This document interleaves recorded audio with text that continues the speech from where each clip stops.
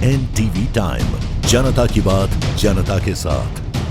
बहुजन सेना का गांधीधाम में विरोध प्रदर्शन। गांधीधाम नगर निगम द्वारा बिना किसी पूर्व सूचना के अनुबंधित महिला कर्मचारियों को बर्खास्त किए जाने के विरोध में बहुजन सेना ने आज कड़ा विरोध प्रदर्शन किया। बहुजन सेना के संस्थापक लखन भाई धुआ के नेतृत्व में उपायुक्त के समक्ष एक ज्ञापन दिया गया। लखन भाई धुआ ने कहा कि यह कदम श्रम कानूनों और मानवाधिकारों का उल्लंघन है, जिससे महिला कर्मचारियों और उनके परिवारों की आजीविका पर गंभीर प्रभाव पड़ रहा है। बहुजन सेना ने महिला कर्मचारियों की तत्काल बहाली की मांग की और कार्रवाई न होने पर कड़ा आंदोलन शुरू करने की चेतावनी दी है। आइए देखिए खबर विस्तार से। एनटीवी टाइम के लिए राणा आहिर की खास रिपोर्ट।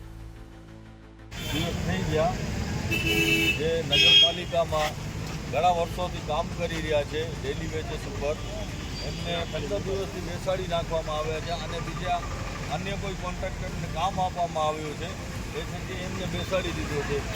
તો હવે એમના માટે આપણે શું કહેવા માંગુ છું, આપણે શું એમના વાત થઈ આપણે નગરપાલિકા સરકારની એક નીતિ છે સરકારની કે ભાઈ બેટી પઢાઓ બેટી બચાવો।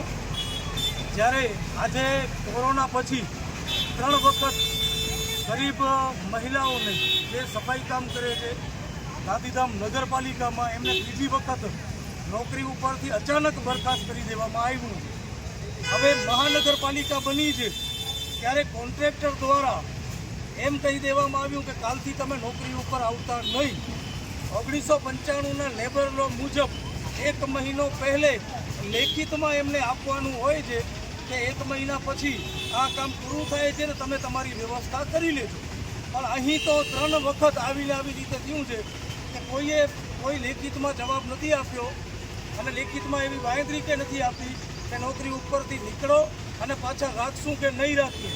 હાલ જ ડેપ્યુટીને અમે મળ્યા છીએ અને એમને પાસે અમે જવાબ માંગ્યો છે કે નવી એજન્સી આવી છે, પેપર આઉટ પર થઈ ગયું છે કે કામ ચાલુ થઈ ગયું છે, તો આ મહિલાઓને કેમ નોકરી ઉપર રાખવામાં આવ્યું નથી?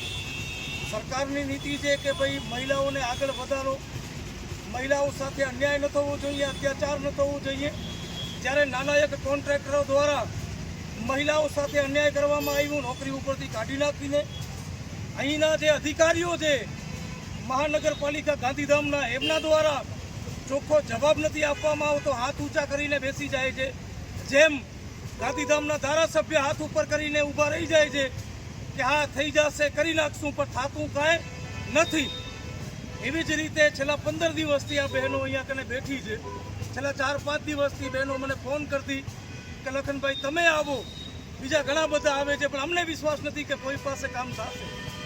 આખા કચ્છમાં દરેક લોકો સાથે રહીને કામ કરીએ છીએ એટલે બહેનોને ક્યાંક ને ક્યાંક એમ કહ્યું કે લખનભાઈને બોલાવી અને હું અહીંયા કને આજે ગાંધીધામ આવ્યો છું। આજે જ્યાં સુધી આ લોકો પ્રોપર જવાબ નહીં આપે, જ્યાં સુધી મહાનગરપાલિકા ગાંધીધામના કર્મચારીઓને નોકરી ઉપર રાખવામાં નહીં આવે ત્યાં સુધી હું અહીંયાથી જવાનો નથી। 1 દિવસ 2 દિવસ 3 દિવસ કેટલા દિવસ લગાડું? ચોક્કસ કોરોના કાળમાં જ્યારે કોઈ વ્યક્તિને બહાર નીકળવાની પરમિશન નહોતી, ભરપૂર કોરોના હતો, આ કોરોનામાં કચ્છમાં 7 થી 8 હજાર માણસો મર્યા છે, એવા વખતમાં આ જ બહેનોએ સફાઈનું કામ કર્યું છે ગાંધીધામમાં અને આ જ બહેનોને આજે નોકરી ઉપરથી કાઢી નાખવામાં આવ્યું। આ મહિલાનો અન્યાય અત્યાચાર છે, અપમાન છે અને આ સરકારના જે અધિકારીઓ છે કિનાખોરી કરે છે, હપ્તાખોર અધિકારીઓ, એમને ખરેખર સીધી અને સરળ લીટીમાં કહેવા માંગુ છું કે ભાઈ તમારા ગાંધીધામના નેતાઓ ઘણા બધા તમારી પાસે આવ્યા હશે, પણ આ લખન દુવા જે રિવિઝગર નથી અમારી પાસે। અમે કહીએ છીએ, કરીને બતાવીએ છીએ અને કરીને બતાવશું। ડેપ્યુટી સાથે વાત થઈ છે, અડધો કલાકનો સમય આપ્યો છે।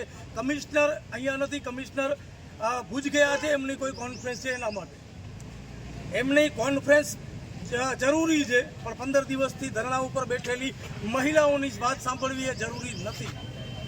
માટે કમિશનર શું છે, કલેક્ટર શું છે, ડેપ્યુટી શું છે કે અધિકારીઓ શું છે કે કોન્ટ્રાક્ટર શું છે એ જનતાની વચમાં છે। હવે કચ્છમાં ક્યાંય પણ નગરપાલિકાના કર્મચારીઓ સાથે અન્યાય અને અત્યાચાર થવા નહીં દઈએ અને આ પ્રોબ્લેમ જે આજે સોલ્વ થશે